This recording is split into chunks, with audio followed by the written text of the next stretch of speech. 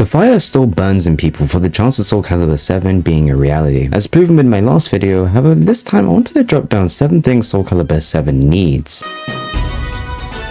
To kick off things, we're going to start with number 7, keeping classic characters and adding new characters.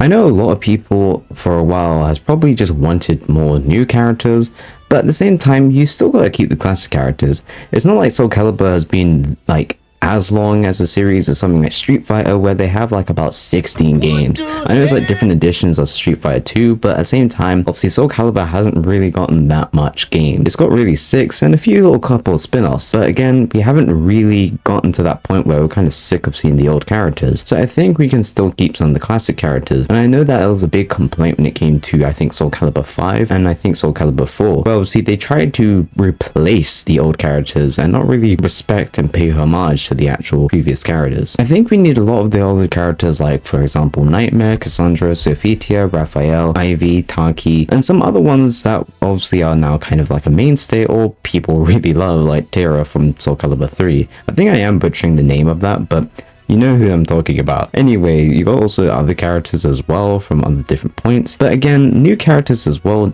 also need some love because, well, you can't just rely on the old characters. That's pretty much just only relying on nostalgia. Ones with new fighting styles that we haven't really seen or touched before, as I think that would definitely reshape and fix a lot of complaints that a lot of people have with Soul Calibur, and that's kind of the rinse and repeat of certain fighting styles that we've already played as already. Number 6 is single player / obviously game modes. Of course, as much as, you know, you play online and stuff like that, you still gotta keep casuals still playing, and the best way to do that is obviously single player content. I'm talking about story mode, you know, arcade, other sort of things, even character creations, which I'll get into. But again, things like these keeps casual players playing.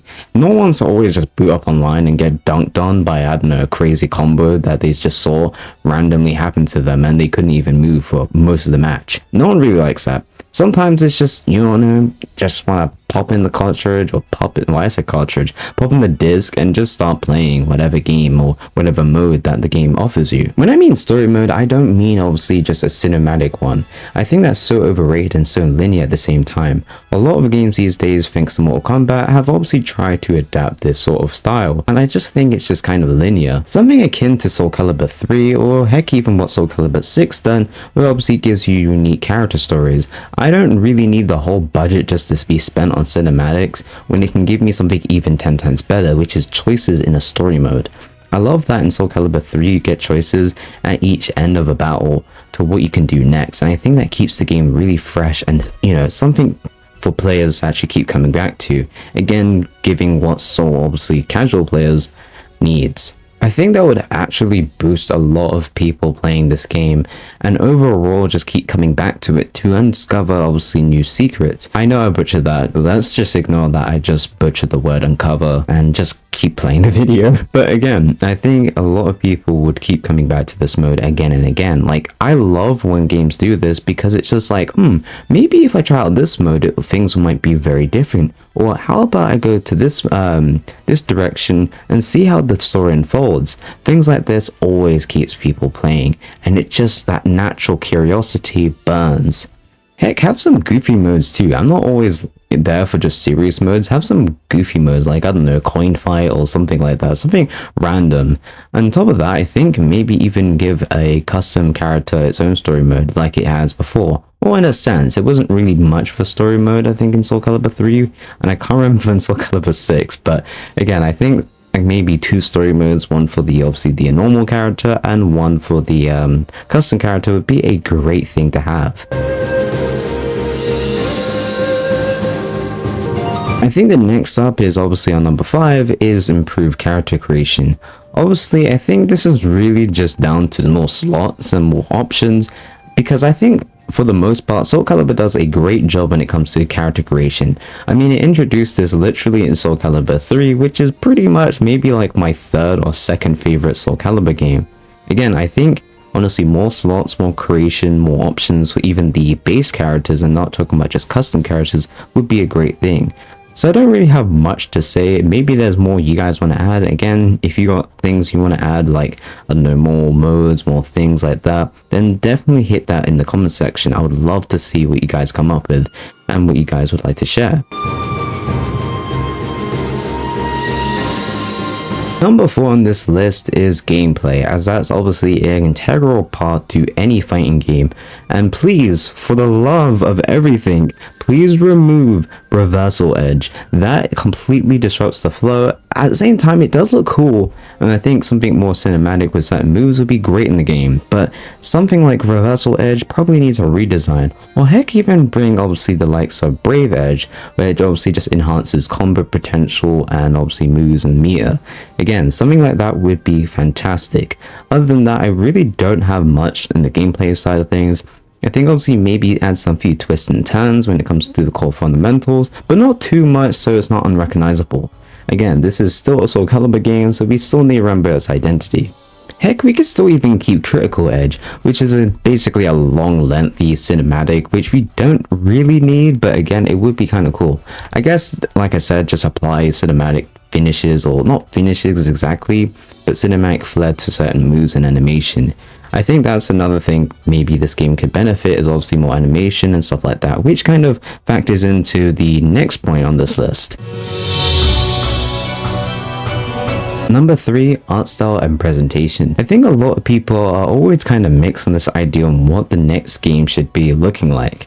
Obviously, we've got core mechanics and stuff like that, gameplay modes and stuff like that. But again, one of the core things is obviously presentation. The thing that you're going to be looking at 90 or if not 99% of the time, of course.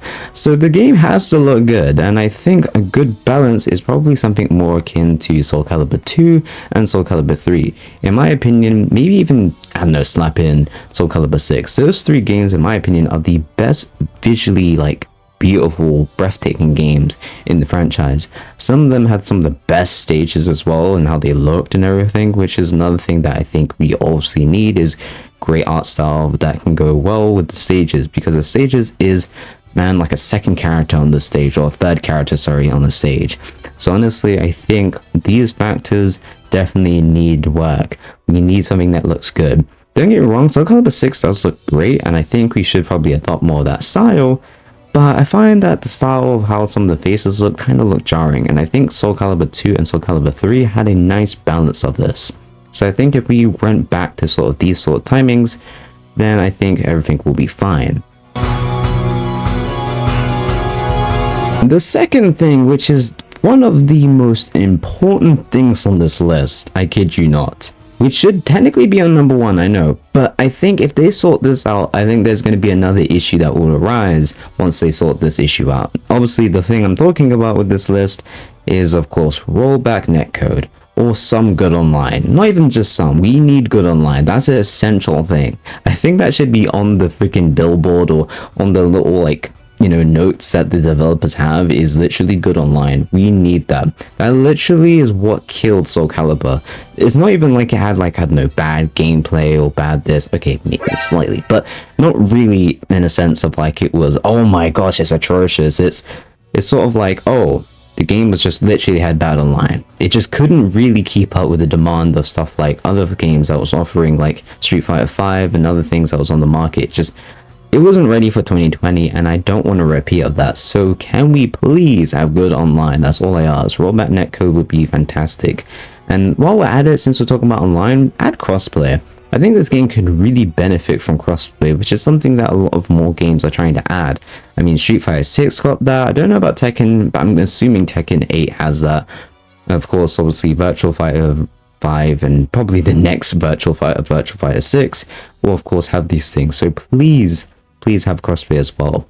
These things are very important for the next Soul Calibur, and that needs to be addressed. An honorable mention before we go to number 1 is guest characters. Now, I should have probably mentioned this when I was talking about characters, but I was so focused on keeping old and obviously new characters, so I kind of didn't really think too much of guest characters, but guest characters are a nice addition. Of course, let's not make them too wild like Mortal Kombat, which, you know, to be fair, their ones are not too wild. I mean, it fits, but sometimes they just take up too much of a notch. And I think Soul Calibur doesn't need to go that sort of direction. I think more characters like, I don't know, maybe Sephiroth, Cloud or something would be really awesome. Or heck, even more of the line of what The Witcher gave us, which is, hey, even I think what's her name, Cersei? Essentially characters that fit the mold of Soul Calibur and that doesn't really raise an eyebrow to like they're even there. Again, I think it would be great if each console had their own exclusives again, though I think that would be an issue, but I'll make probably a separate video again for that and how they should handle guest characters if they're doing exclusive when it comes to consoles.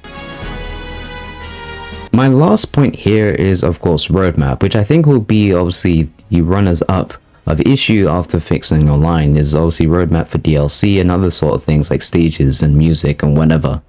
I think honestly Soul Calibur definitely needs DLC. As much as I said like previous modes and stuff, what always keeps the game fresh is DLC content, and if they can actually give us a good roadmap to keep us looking forward, then I think this game is in safe hands for whoever makes this game. Honestly, if they can actually fix a lot of these issues that's on my list or on people's list, I think everyone will be very content and happy for the next Soul Calibur game. Honestly, this is probably one of the biggest ones as well, because most games for Bandai again kind of have issues when it comes to roadmaps like Sparking Zero, and I think Tekken 8 might have this issues itself. Again, I don't actually play Tekken 8, so I wouldn't really know. I haven't really got the console to do so because that is a beefy game. So yeah, I think actually lastly, before I even end this video, is budget. This is kind of like another bonus on the list is budget, because the budget for Soul Calibur 6 was measly, and I know it sounds strange for them to get a better budget in this game, but if they want this game to actually succeed, they're going to have to put in the actual effort in. And honestly, I think Soul Calibur 6 would have been better off if they had better budget. And that might have actually fixed the online, I don't know. Maybe that was the issue, what caused the online to be so awful. Again, the budget really needs to be good, and I know Bandai might not do this, but if they really want this game to actually be revived, and I know fighting games don't give out the best, obviously, back in terms of investment because it's quite linear in that sense. When it comes to making fighting games, they're quite costly, but they don't offer that much return in sales and stuff like that. Sometimes they do, sometimes they don't. I mean, I guess it's more of like how safe they play it, and I feel like Soul Calibur 6 played it way too safe, and that's what really hurt the game. If they want it to actually flourish again, then they're going to actually have to invest in this game. Or otherwise, it will just end up like Soul Calibur 6, or heck, even worse, like Soul Calibur 5 or 4. If you guys did enjoy this video, then you already know what to do. Hit that like button and subscribe for more Soul Calibur content on the channel. I'll see you all next time, and don't forget to comment below what your guys' thoughts of the next Soul Calibur. I'll be very curious to see what you come up with and your ideas. Peace out guys, and have a lovely day.